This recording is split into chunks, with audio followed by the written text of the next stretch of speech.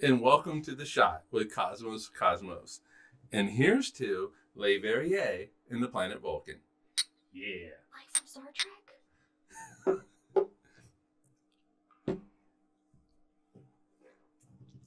Woo!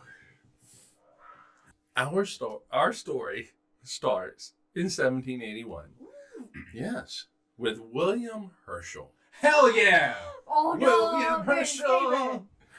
William Herschel in 1781 discovered the planet Uranus, and this solar system expanding discovery really made William Herschel become a rock star. Everybody was talking about it. It was like, there's fucking 7 planets in our solar system now. And Caroline Herschel. Okay. There's 7 fucking planets. There are more planets today than there were yesterday in 1781. That's cool. Wow, Yes. now there's less planets today Now than there's there were less- when I was born. Well, that's true. It's fine. But almost as soon as Herschel discovers Uranus, they found that Uranus was not where it was supposed to be. What? Yeah. What do you mean? His orbit was a little bit changed. Who moved it? Which I know, right? The Which dog. we call in the physics world perturbations. Oh. Ooh. Yeah.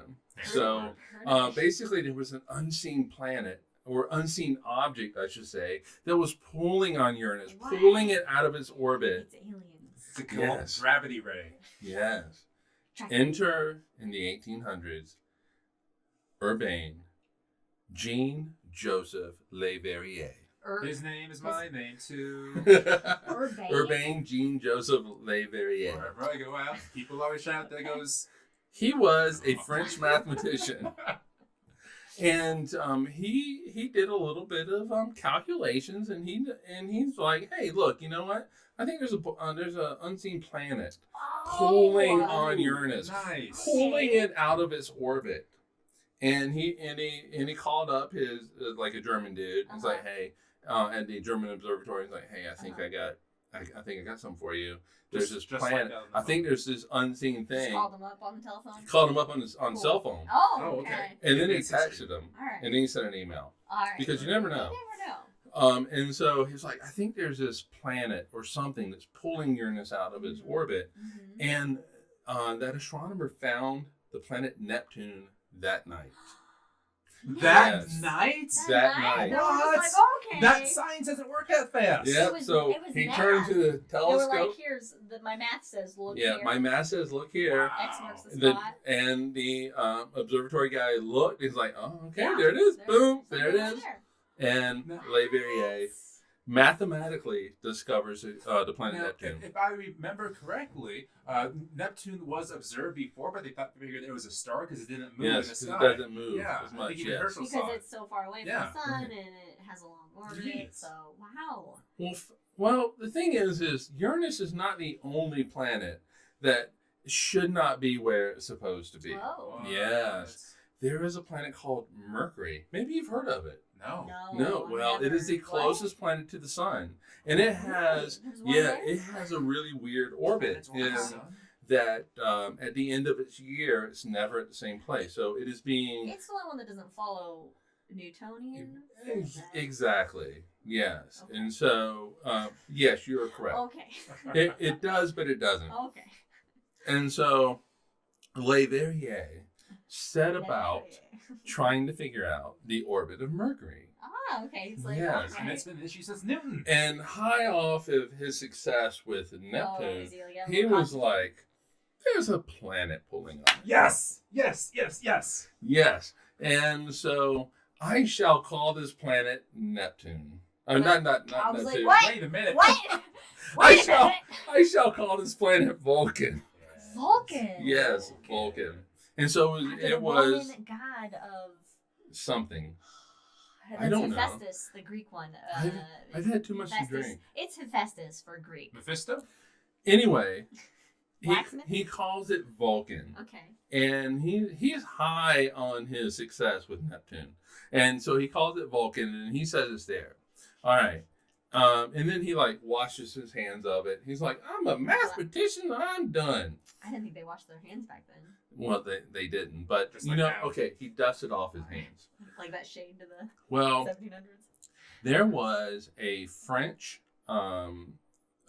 doctor, Oh. but also an amateur astronomer, and this is where we'll find out how amateur he was. Oh, this is fun. But he was an amateur astronomer, Edmond Lescarbot.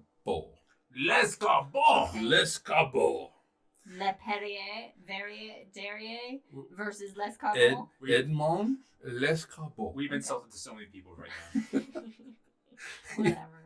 And so he projected the sun onto some wood planks and then timed his observations with a watch that only had one hand. It didn't have two hands. How does that It work? only Like had an hour hand? maybe You just so. you don't need to know the minutes. So, high precision. And cool. so, That's It was But- European time. but Le Verrier uh-huh. was so convinced that Vulcan existed that he just accepted wholeheartedly that Lescarbot, his observations were correct. But you know what? The thing is that he actually died thinking that he had discovered not only the seventh, but the seventh, actually the eighth and ninth planet in our solar system. To be fair, when I go, I'll be convinced I discovered planets too. All right, so when he dies in 1877, he's convinced that he discovered both those planets, Neptune and this Vulcan planet.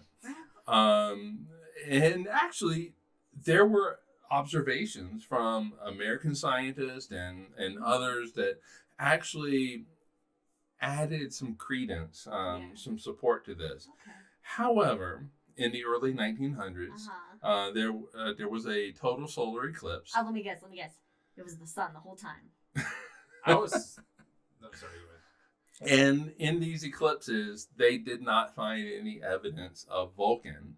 And in 1917, when Einstein, general theory of relativity, with general theory of relativity, Vulcan basically vaporizes. Yes. Oh, again? Yeah. That's not the first time that Vulcan's been disintegrated. General theory of relativity basically explains why Mercury is the way that it is. But don't worry. It was born that way. Yeah. 90 years later, Vulcan would reappear in Star Trek. The next, just in Star Trek. Just in general. Star Trek Just in Star universe. Trek. And that is a story of Le Verrier. Actually, it is, what is his name again? Le Colombo? It is a story of Le Verrier and the planet Vulcan. Cheers. Cheers.